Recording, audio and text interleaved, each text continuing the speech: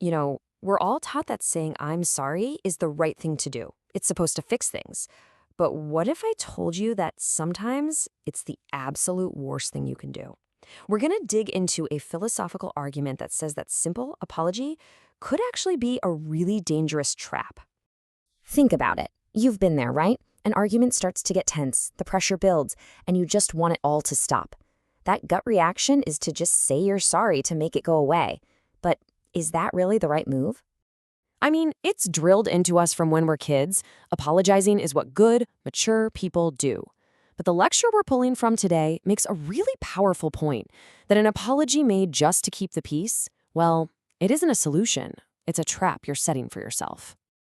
To really get our heads around this, the source material tells this incredible story. It's basically a cautionary tale about how the best of intentions and a few seemingly harmless apologies can go horribly, horribly wrong. So let's meet the main character in this story. He's not some kind of villain.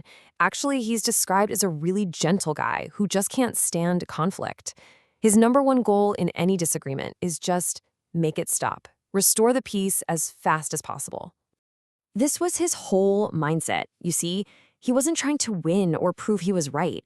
He just wanted to pour water on the fire and move on. And for him, an apology seemed like the quickest, easiest way to do that. A simple tool for a simple goal. But it's never that simple, is it? And this is where a really dangerous pattern starts to form. Some little disagreement would pop up. He'd say, you know what? I'm sorry, you're right, just to end the conversation. But then came the twist, and this is so important. She'd insist he write it down and sign it, a literal written confession. And because all he wanted was for the fight to be over, he'd do it. And this just kept happening, over and over. What a wild image, right? His house, which is supposed to be his sanctuary, is now filled with these written apologies. Each one is like a little tombstone for a fight that was never actually resolved, just silenced. So for years, this whole system of apologizing seems to work, at least on the surface. But underneath, the foundation of their relationship is just crumbling. And now we get to the part of the story where everything flips, and the real price of all those apologies comes due. And there it is, the moment of reckoning. The marriage falls apart. And all of those little notes, every single apology he made just to keep the peace, they're about to become weapons. And this is what's so wild. You look at what he thought he was doing, just creating a little harmony, buying some time, and you compare it to what was actually happening. He was building a signed, permanent, detailed archive of his own supposed guilt. So when they get to the divorce proceedings, his wife doesn't just show up with her side of the story. Oh no, she shows up with an arsenal of his own words. A whole file of signed notes, text messages saying, honey, I'm sorry, even voice memos of him apologizing. It all gets turned into evidence. And the outcome is just horrifying. This man, who saw himself as a peacekeeper his whole life, is painted in court as a thug, a monster who was constantly hurting his wife.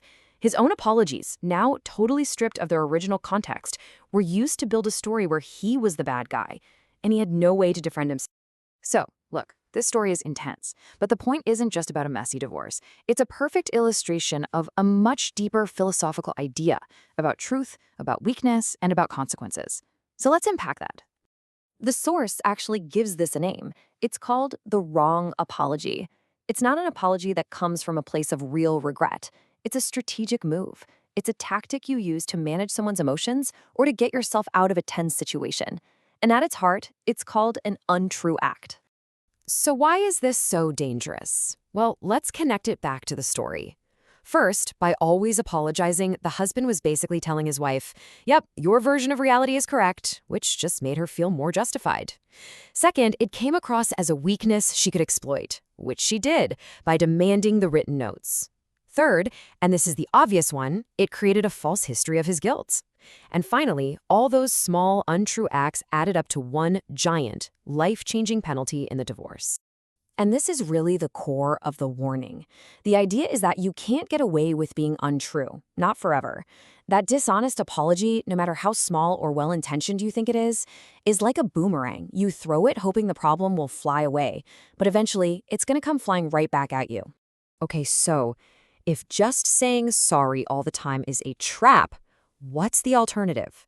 Are you supposed to just fight every battle to the bitter end? Well, not exactly.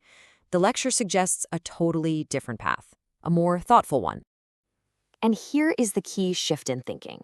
A real, powerful apology isn't a tactic you use to start a conversation. It's a conclusion you reach at the end of one.